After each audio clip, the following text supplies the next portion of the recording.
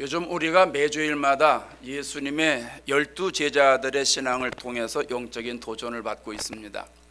설교를 준비하면서 보니까요, 제자들의 신앙을 성경 여기저기서 찾아가지고, 특별히 이제 복음서지요, 복음서에 여기저기 기록된 내용을 보고선 참 많구나 해가지고 어떤 설교를 해야 되는가 고민되는 제자도 있고요, 기록이 없어가지고 무엇을 설교해야 되나 이렇게 또 고민되는 제자도 있습니다. 오늘 우리가 배우게 되는 다데오는요, 전자일까요 후자일까요? 후자입니다. 다데오는 성경을 아무리 찾아봐도 그에 대한 내용이 거의 없어요. 무슨 일을 하다가 예수님의 부름을 받았는지, 예수님 부름을 받고 어떤 반응을 보였는지, 그가 주님을 따라가면서 어떤 걸 포기하고 나섰는지 하나도 없어요. 자료의 절대 빈곤입니다. 자료의 절대 빈곤. 다데오라고 하는 이름은 우리가 아까 성경을 읽어서 알겠지만은 예수님의 제자 12명을 기록할 때 그냥 다데오 이렇게 기록할 정도고, 다데오가 예수님을 만나서 1대1의 관계 속에서 말씀하고 하는 그 내용은 한 구절밖에 없습니다. 한 구절. 아마 여러분 중에 다데오가 예수님 제자였어? 그런 제자가 있었어? 성경 개역 성경 나오면서 바뀌었나? 이래 생각하시는 분 있을지도 모르겠어요. 다데오는 그만큼 무명에 가까운 제자입니다. 그럼에도 다데오가 예수님의 제자가 된 것은 우리가 알지 못하는 특별한 영적인 부분이 숨어 있다는 겁니다. 우리가 다데오를 배울 때 우리의 시선을 주목해야 되는 부분이 있습니다. 이름입니다. 이름. 복음서에는 다데오의 이름을 다르게 기록합니다. 마태복음과 마가복음에서는 다데오라고 기록하고 있고, 요한복음에서는 유다로 기록하고 있고, 누가복음하고 사도행전에서는 야고보의 아들 유다로 기록하고 있습니다. 그러니까 다데오와 유다는 동일 인물입니다. 똑같은 사람입니다. 성경이 왜 다른 이름으로 기록했을까요? 학자들이 많은 연구를 했는데요, 이런 결론을 내렸어요. 유다가 본명이라는 거예요. 그리고 다데오가 별칭이라는 거예요. 애칭이라는 거예요. 마태복음이나 마가복음에는 다데오로 기록을 했는데, 그렇게 기록한 이유는 가룟 유다 때문에 그랬다는 거예요. 가룟 유다가 예수님 팔았잖아요.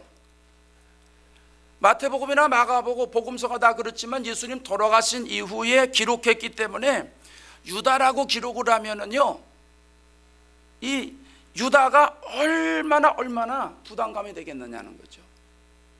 자기는 가룟 유다가 아닌데 유다 그러니까 사람들이 저 사람이 저 사람인가 봐 막 이렇게 오해할 거 아니겠어요? 그래서 다데오로 기록을 했다는 거예요. 왜 유명한 사람과 이름이 똑같으면 득이 되는 경우도 있지만, 악명 높은 범죄자들 이름과 똑같으면 여러분 피해를 엄청 당하잖아요. 세계적인 테러리스트 지금은 없지만은 빈라덴 이런 사람들, 또 멕시코 최고의 악명 높은 범죄자 엘차포, 1등이 이제 죽었으니까 이 사람이 1등입니다. 세계적으로 악명 높은 범죄자입니다. 여러분, 내 이름이 빈라덴이다, 내 이름이 엘차포다, 여러분 그냥 부르시겠어요? 가지고 다니시겠어요? 웬만하면 다 바꾸지 않겠습니까? 유다를 유다로 기록하면 유다가 가룟 유다 때문에 피해를 보는 거예요.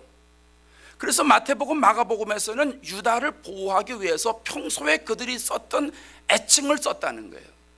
그 애칭이 다데오라는 겁니다. 그러면 누가복음은 왜 유다로 기록했느냐 반문할 수 있죠.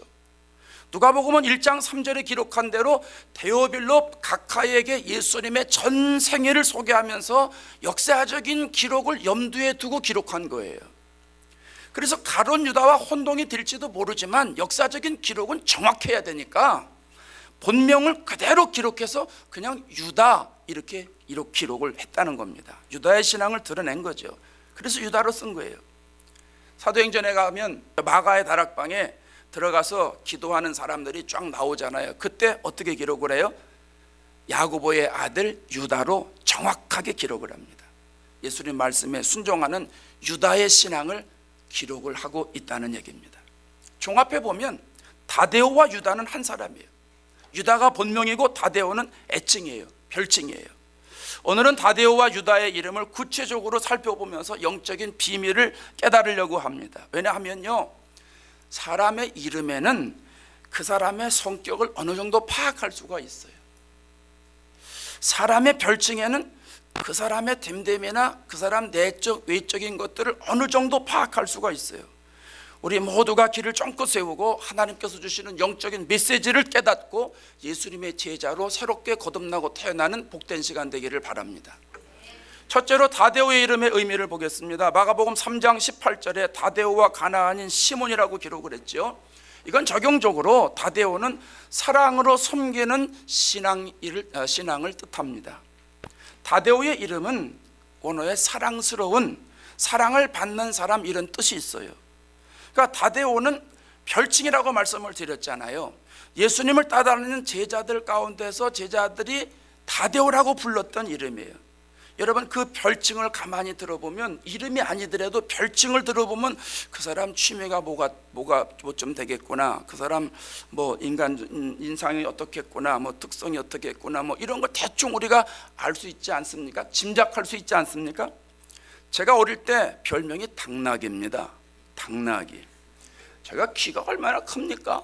예? 그죠? 키가 커요. 이게 어느 순간에 커진 게 아니고 태어날 때부터 크게 태어났어요. 우리 아버지 귀가 꼭 이래요. 제가 쏙 빼닮았어요. 여러분, 이 귓볼이 얼마나 풍성합니까 이거. 예? 여러분 귀 만져봐요. 이게 이렇게 되나? 이런 게 아직 나밖에 못 봤어요. 또 이 귓바퀴가요 바짝 섰어요. 웬만한 사람은 이렇게 다 뒤집어졌거든요. 이렇게 바짝 섰어요. 꼭 당나귀 같다는 거예요. 당나귀. 그래서 그냥 널쩍하고 기다랗고 이러니까 정상적인 귀는요 보통 이게 둥그렇거든요. 또 보통 이제 칼귀 같은 경우는 이렇게 이제 세모형으로 돼 있고 아래가 이렇게 이게 조그마요. 아래가 이게 귓볼이 없어요. 근데 이게 당나귀 귀처럼 널쩍하고 크니까 우리 애들이 어릴 때 얼마나 많이 만졌는지 모릅니다. 예. 만지는 게 좋았던가 봐요. 내가 만져보니까 나도 촉감 있고 좋긴 좋네. 친구들이 저를 당나귀개라고 불렀던 거예요. 어떤 친구들, 짓궂은 친구들이죠. 그러면요 임금님께는 당나귀기래 이러고 막 놀리는 거예요. 제가 왜 당나귀가 됐을까요? 귀가 크잖아요. 귀가 넓잖아요. 그러니까 당나귀가 된 거예요. 제자들이 유다를 왜 다데오라고 불렀어요? 사랑스럽거든요. 다데오는 다른 사람들에게 사랑을 주는 제자였어요. 제자들도 가만 보면요 업앤다운이 심했어요. 좋을 때는 뭐 엄청나게 좋고 좋지 않을 때는 뭐 나쁘고 이랬잖아요. 근데 들떠 있을 때 다데오는 제자들에게 사랑을 주는 제자가 되었고, 제자들이 막 흥분되었을 때 다데오가 그때 사랑을 주는 제자가 됐어요. 다데오는 어떤 누구에게도 휩쓸리지 않고 어떤 사람에게도 좌우되지 않고 늘 사랑으로 감쌌다는 거예요. 그러니까 제자들이 그걸 아니까 다데오는 사랑스러운 사람이다 이런 뜻으로 다데오라 이렇게 불렀다는 거예요. 어느 신학자가 예수님의 12제자를 연구하면서 이런 결론을 내렸어요.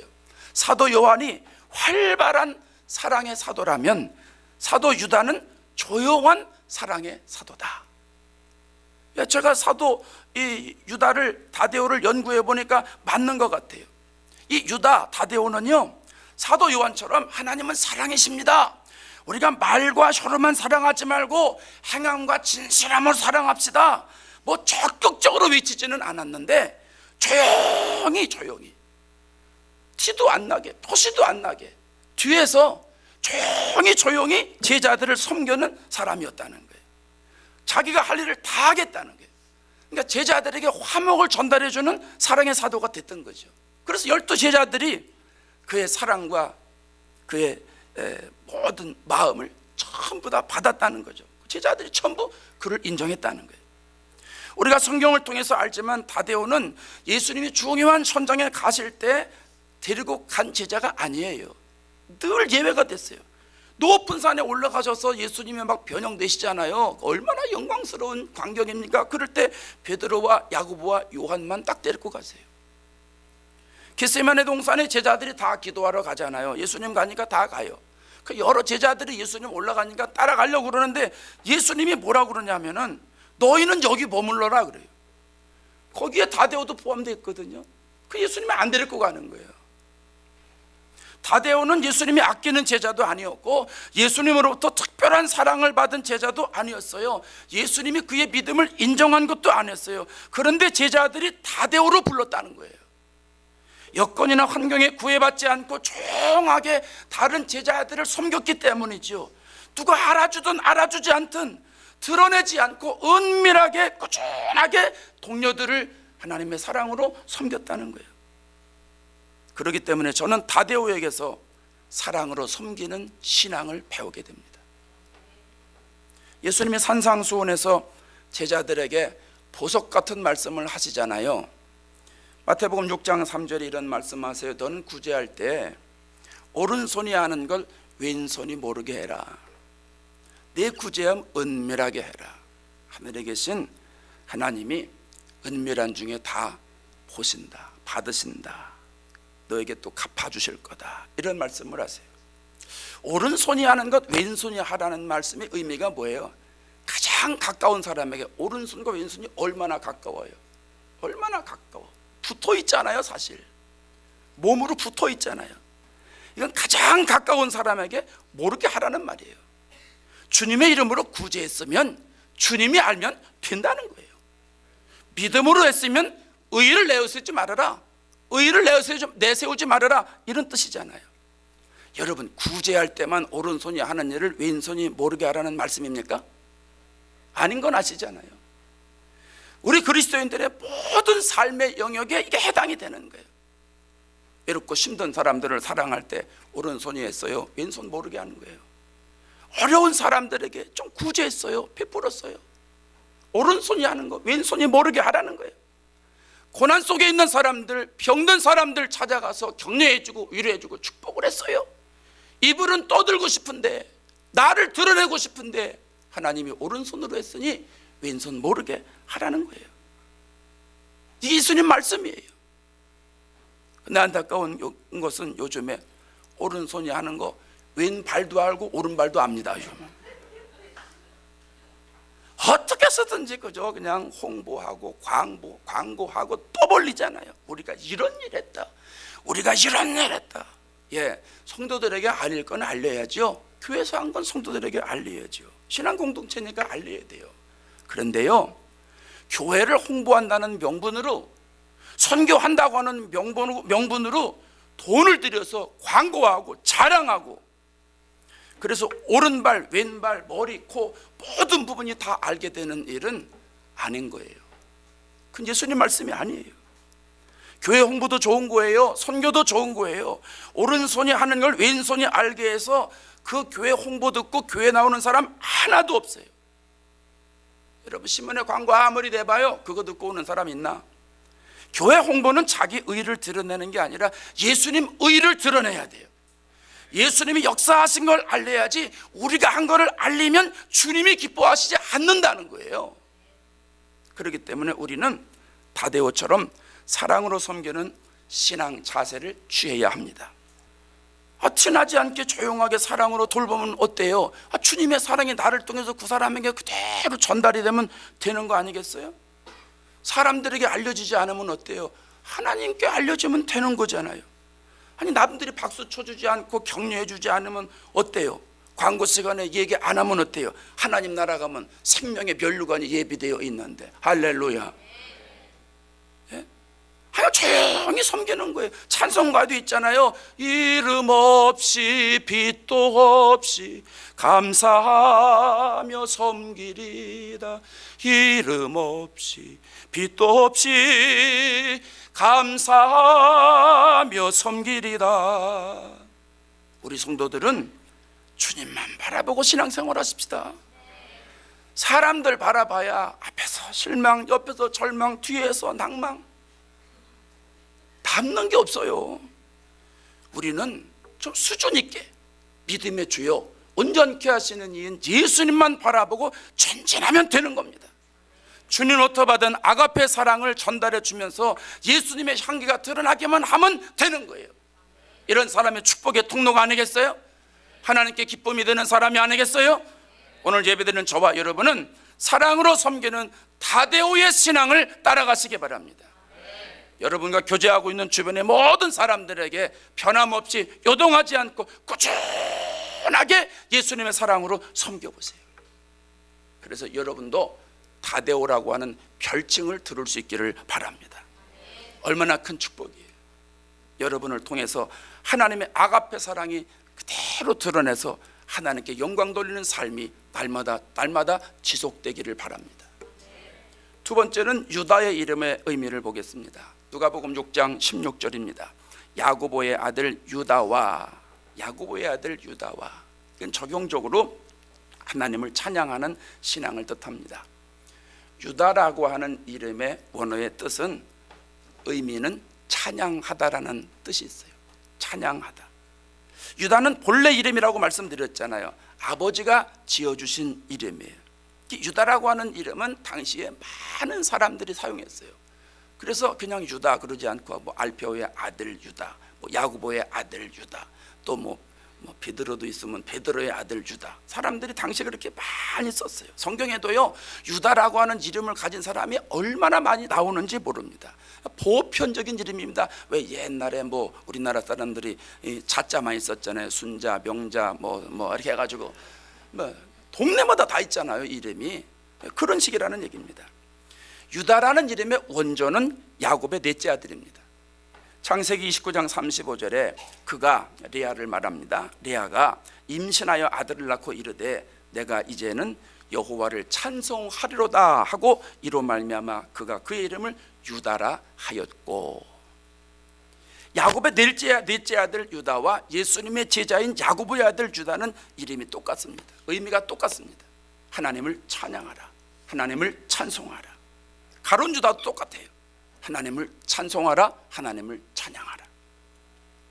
성경에 나온 건 아닌데요, 성경에 자료가 워낙 없으니까 초대교회 자료를 이렇게 뒤져보면 어떤 교부가 이렇게 기록해놨어요. 그 문서에 가룟 유다와 야고보의 아들 유다를 비교하는 장면이 있는데, 성경만큼 신빙성 있는 자료는 아니니까 여러분 성경처럼 믿지는 마시고 그냥 참고만 하세요. 틀려 넘기세요. 그 초대교회 교부가 이렇게 기록을 했어요. 또 하나의 유다는 가룟 유다와 여러 면에서 대조를 이루고 있었던 제자다. 또 가룟 유다가 불평하고 있을 때 이 사람은 찬양을 하고 있었다. 요한복음 12장의 얘기를 지금 얘기하는 거예요. 마리아가 비싼 옥합을 깨뜨려 가지고 예수님 발을 씻겨드리잖아요. 그 모습을 유다가 보고 뭐라 그래요? 야, 그 비싼 향유 그거 팔아가지고 가난한 사람들에게 나눠주면 얼마나 좋은데 왜 허비하느냐, 이렇게 불평을 하잖아요.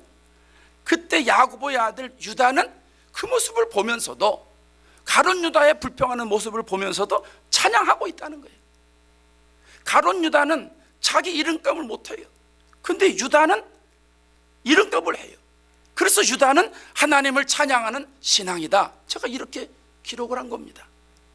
성경에 나오는 인물 중에서 하나님을 가장 많이 찬양한 사람은 다윗이 아닌가, 이런 생각합니다. 다윗은 하나님을 찬양하는 인생을 살았어요. 시편이 150편인데 거의 반 정도가 다윗의 찬양입니다. 다윗이 하나님을 얼마나 찬양하는지 모릅니다. 그 찬양의 가사도 주옥 같습니다. 시편 34편 1편에 내가 여호와를 항상 송축하며 내 입술로 주를 찬양하리로다. 57편 7절에 내 마음이 확정되었으니 내가 노래하리로다, 내가 찬송하리로다. 63편 3절에 주의 인자하심이 생명보다 나음으로 내 입술이 주를 찬양할지로다. 주의 인자하심이 생명보다, 뭐 이 찬양 있잖아요. 이게 여기서 나오는 거예요. 다윗의 마음이 기쁘고 즐거울 때도 하나님을 찬양했고, 슬프고 힘들고 어려울 때도 찬양했고, 심지어 고통과 고난과 눈물과 핍박 속에서도 하나님을 찬양했다는 거예요. 그럼 우리는 어떤 자세로 살아야 될까요? 시와 찬미와 신령한 노래들로 서로 화답하며 너희의 마음으로 주께 노래하며 찬송하며. 중요한 단어가 계속 반복되고 있어요. 시, 찬송, 신령한 노래, 찬송. 어떻게 살라는 거예요? 하나님을 찬양하고 살라는 거예요. 하나님을 찬송하고 살라는 거죠. 저는 우리 교회 모든 성도들이, 또 오늘 이 자리에 나와 예배드리는 모든 성도들이 하나님을 찬양하면서 사는 인생이 되었으면 좋겠어요. 하나님을 찬양하는 입술이 됐으면 좋겠어요. 우리가 어디에 있든지, 어떤 상황이든지, 고난에 있든지, 핍박을 받든지, 눈물을 흘리든지, 고통을 가운데 있다 할지라도 어떤 상황에서도 주님을 찬양하는 인생이 되기를 바랍니다. 목사님 모르시는 말씀이에요. 찬양이 기쁘고 즐거워야 찬양이 나오지. 내가 지금 얼마나 힘들고 고통 가운데 있는데 지금 나한테 찬양하라고 그럽니까? 그 김집사는 하는 소리지, 이건사는 하는 소리지, 나 같은 사람이 그걸 어떻게 합니까? 그런데 기쁘고 즐거워야 찬양이 사실 나와요. 그렇잖아요? 기쁘고 즐거워야 찬양이 나오는 거예요. 그런데 기쁘고 즐거울 때 찬양하는 건 누군 못해요. 그건 신앙 없어도 되는 거예요. 신앙 없어도 되는 거예요. 오늘 하나님 말씀하시는 것은 환경과 여건과 상황에 관계없이 찬양하라는 거예요. 하나님이 나의 하나님이기 때문에 찬양하라는 거예요. 예수님의 십자가 보혈을 내가 믿음으로 내 영혼이 살았잖아요. 내가 새로운 인생으로 살아가고 있잖아요. 내 영혼이 살아서 하나님 나라를 향해서 가고 있잖아요. 성령이 나를 인도하시고 보호하시고 이끌고 계시잖아요. 그 은혜 때문에 주님을 찬양하라는 거예요. 어떻게 그렇게 찬양할 수 있습니까? 쉬워요. 하나님을 찬양하는 삶을 살면 되는 거예요. 그냥 하나님을 찬양하는 삶을 살아가면요, 희한하고 신기하고 놀라운 일이 나타나는데, 내가 어렵고 힘든 일이 있어도 이겨나가는 힘이 생겨요. 하나님을 찬양하는 입술이 끊이지 않으면 고난 속에 있어도 극복을 해요. 환경이 어려워도요, 이겨나가요. 승리할 수 있어요. 하나님을 찬송하는 삶에 내가 압도당하면 원망과 불평과 불만을 다 삼켜버리는 거예요. 그래서 여러분, 혼자 어디서든지 찬양하세요. 찬송하세요. 어떻게 되든 찬송하세요. 찬송을 부르세요. 찬송을 부르세요. 놀라운 일이 생깁니다. 찬송을 부르세요. 할렐루야. 우리 어릴 때 많이 불렀던 거예요. 아무 때나 찬송을 부르세요. 여러분, 우리 모두는 베드로와 같은 제자가 될 수는 없어요. 야고보와 요한과 같은 제자도 될 수 없어요. 그러나 우리는 얼마든지 유다 다데오와 같은 제자는 될 수 있어요. 언제 어디서나 하나님을 찬양하는 거, 가사 모르면 그냥 흥얼흥얼 하면 되는 거지 뭐. 그렇지 않습니까? 그 가사 다 외워서 해라. 성경 그런 말 어디 있어요? 하다 보면 잊어먹을 수 있는 거지 뭐. 그 찬양에 압도가 돼가지고 내가 그냥 입만 벌리면 되는 거예요. 아기도 목사님 새 노래로 찬양하라고 그러는데 날마다 해야 됩니다. 날마다 새 노래 만들어야 되지 않습니까? 너무 문자적으로 해석하지 마시오. 새 노래가 뭐예요? 늘 새로운 마음이면 새 노래예요. 새로운 마음이면 옷도 늘 새 옷이고, 새로운 마음이면 늘 여러분 얼굴도 새 얼굴이지. 그렇지 않습니까? 그러니까 성경에 그 새 마음으로 찬양하라. 그럼 내가 새로운 마음 가지고 늘 주님을 찬양해야지. 그런 찬양하는 인생으로 살아가시기 바랍니다. 하나님을 찬양하는 여러분의 마음과 입술이 될 수 있기를 바랍니다. 그때 하나님의 역사가 일어나는 겁니다. 찬양을 늘 입에 달고 다니셔서 찬양해 주는 놀라운 능력으로 승리하시기를 바랍니다. 세 번째는 예수님이 세상에 나타나지 않음에 대해서 질문을 했어요. 요한복음 14장 22절, 가롯이 아닌 유다가, 이게 무슨 말이냐면 가롯 유다가 아닌 다른 유다가, 이런 말입니다. 가롯 유다가 이러면 이제 큰일 나는 겁니다. 가롯인 아닌 유다가 이르되, 다데오 유다가 이르되, 이 말입니다. 주여, 예수님을 주라고 불렀어요. 주여, 어찌하여 자기를 우리에게는 나타나시고 세상에는 나타내려 아니하려 하시나이까? 이거는요, 적용적으로 예수님을 전하는 신앙을 뜻하는 거예요. 오늘 설교 서두에 제가 말씀드렸잖아요. 예수님과의 일상생활에서 관계 속에서 나오는 구절은 한 구절밖에 없다고 그랬잖아요. 그게 이 구절이에요. 이 구절. 이 요한복음 14장 22절은 다데오를 연구할 때 너무너무 중요한 구절입니다. 요한복음 14장은 예수님의 고별 설교잖아요. 예수님의 설교 상황을 가만히 보면 오늘 우리들의 예배와 설교와는 조금 달라요. 예수님 설교하는데 중간에 제자들이 막 나서가지고 막 질문을 해요. 거기 가만히 보면 도마가 나서 질문하잖아요. 예수님 간다고 그러니까 어디로 가요? 또 그 다음에 빌립이 나서 가지고 내가 아버지께 간다 그랬더니 그 아버지 한 번만 보여줘요. 이게 답답한 거예요. 제자들이 참 예수님 얼마나 답답하셨나 몰라. 그 다음에 세 번째 질문이 유다가 하는 거예요. 유다가 오늘 본문에 무슨 말이에요? 주님이 메시아고 그리스도는 사실을 우리에게는 알려주셨는데 어째서 예수 안 믿는 사람들에게, 세상 사람들에게는 왜 말씀하지 않으십니까? 그 이유가 뭡니까? 이걸 물어보는 거예요. 유다 다데오가 예수님 만나고 나니까 너무 좋은 거예요. 제자가 돼서 좋은 게 아니에요. 예수님 만나고 나니까 좋은 거예요. 여러분 교회 오니까 좋아요? 더 좋은 건 예수님 만나니까 더 좋은 거지.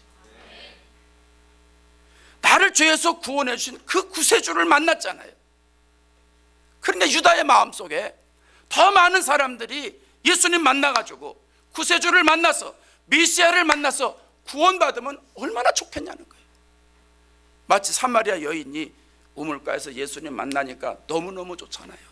그래서 물동이를 버려두고 자기 동네 가서 내가 예수 만났다고 그 기분이라는 거예요. 너무 영적으로 흥분돼가지고 너무 예수님 만나고 내 안에 예수님의 마음이 가득 차니까 막 영적인 흥분이 돼가지고 가만히 있지를 못하는 거예요. 유다야가 그런 마음이었다는 거예요. 유다의 선교적인 열정과 영혼을 불쌍히 여기는 마음을 엿볼 수 있는 거죠. 성령이 강림한 후에 예수님 따라 다녔던 사도들의 삶 놀랍습니다. 기가 막힙니다. 베드로는 유대인의 사도로 활동하고 바울은 이방인의 사도로 복음을 전하잖아요. 사도행전의 서반부에 가본 전반부에 5장쯤 가보면 이 베드로가 날마다 성전에 있든지 집에 있든지 예수는 그리스도라고 가르치고 전도하기를 그치지 않았다고 그랬어요. 날마다 전도하는 거예요. 날마다 가르치는 거예요. 사도행전 28장에 가면 사도 바울이 2년 동안 자기 이 셋집에 머물면서, 그러니까 우리나라 말로 전셋집에 머물면서, 월세집에 머물면서 자기에 오는 사람들을 다 영접하고 하나님 나라를 전파하는 거예요. 그리고 예수님에 관한 모든 걸 거침없이 담대하게 가르쳤다고 그랬어요. 베드로나 사도 바울은 예수님 가르치고 전도하는데 그의 삶을 집중하면서 살았어요. 육적으로 병들어 있는 사람 보고 불쌍히 여기고 영적으로 무지한 사람들을 보고 너무너무 안타까워하는 마음이 있었다는 거예요. 그래서 사도행전 3장에 가면 베드로가 성전에 기도하러 가다가 안진뱅이를 보고 너무너무 불쌍하잖아요. 그러니까 내 안에 있는 걸 너한테 주고 싶은데 나사렛 예수의 이름으로 일어나 걸라 우선 잡아 일으키니까 그 주님이 주신 그 안타까운 마음에 하나님의 능력을 더해 주셔서 하나님이 일으켜 주시지 않습니까? 또 사도 바울은 로마서를 보면 1장에 가면 로마에 가고 싶은 거예요. 로마에 가서 복음을 전하고 싶은 거예요. 그래서 나는 할 수 있는 대로 로마에 가서 너희들에게 복음 전하기를 원한다, 이런 말을 하고 있어요. 그러면서 로마서 9장에 가면 뭐라고 하냐면 예수 믿지 않는 자기 민족을 위해서 울부짖어요. 막 울부짖는 거예요. 나의 형제 곧 고륙의 친척을 위해서 내 자신이 저주를 받아서 그리스도에게서 끊어질지라도 나는 원하는 바로다. 이게 무슨 말이에요? 나는 죽어도 좋으니 너는 예수 믿고 천국 가라는 거예요. 그 열정이 있다는 거예요. 그 간절한 마음이 사도 바울에게 있었다는 거예요. 오늘 다데오는 예수님이 3년 동안 제자들에게 구세주라고 하는 사실을 보여주셔서 자기가 영적인 눈이 열렸어요. 야, 이분이 구세주구나, 이분이 예수님이구나, 이분을 믿어야 내가 사는구나. 자기가 느꼈어요. 경험했어요. 체험했어요. 이제는 이 마음을 다른 사람이 가지고 있으면 좋겠다는 거예요. 그래서 주님을 모르는 사람들이 내가 지금 가졌던 이 마음을 가지면 얼마나 좋은데 왜 우리에게는 알려주시고 그 사람들에게는 왜 알려주지 않는 거예요? 그걸 물어보는 거예요 지금. 여러분, 오늘 우리에게 다데오와 같은 마음이 있어야 돼요. 예수님 만나보니까 어때요? 예수님의 생명이 내 안에 들어와 있잖아요. 나는 세상을 보고 살아가는 사람들인데 하늘이 열려 있잖아요. 예수님이 내 인생의 길이고, 예수님이 내 인생의 진리고, 예수님이 내 삶 가운데 주인이시잖아요. 예수님 믿었더니 내 영혼이 살아서 내 안에서 하나님의 마음이 나오게 되고, 예수님을 믿었더니 하나님을 나를 귀하게 여기셔서 하나님의 자녀로 세워주시고, 나에게 영혼 살리는 일을 맡겨주시기 위해서 직분도 주시고 은혜 받게도 해주시고 이러잖아요. 여러분, 우리에게 이런 마음 있잖아요. 저만 있어요? 여러분에게도 다 있잖아요. 이 영혼을 안타깝게 바라보는 이 마음, 하나님의 마음, 예수님의 마음, 다데오의 마음, 베드로의 마음, 사도 바울의 마음이 우리에게 있어야 된다는 거예요. 이게 예수 믿는 사람이에요. 이런 마음을 가지고 있는 사람이 예수를 잘 믿는다고 말할 수 있는 거예요. 여러분, 복음을 독점하려고 그러지 마세요. 너무 우리가 소유욕이 강하다고 복음 독점하면 안 돼요. 복음은 전파하는 거예요. 땅끝까지로 내 증인이 되라고 예수님 분명히 말씀하셨잖아요. 예수 믿고 은혜 받고 나니까 좋은데 나만 좋아해서 되겠어요? 우리 주위에 예수 안 믿어서 세상의 욕심과 사리 사욕으로 가득한 사람이 얼마나 많은데, 그렇게 살다가 이 땅에서 천국은 살아보지도 못하고 육신의 생명 끝나면 그냥 지옥 가는 건데, 미국이 얼마나 예수 믿기 좋은 나라인데, 얼마나 여건적으로 예수 믿기 좋은데, 예수 믿을 기회가 많은데, 우리 주위에 얼마나 많은 사람들 예수를 안 믿어요. 그냥 널려 있잖아요. 널려 있잖아요. 여러분 어떻게 하시겠어요? 그냥 보고만 있겠습니까? 남이 어찌 되든 나는 구원 받았으니까, 나는 예수 믿었으니까, 나는 천국 가도 괜찮아. 세상에 이런 이기주의가 어디 있어요? 이기주의 중에서도 최고의 이기주의요. 죄 짓는 거예요. 그거 죄 짓는 거예요.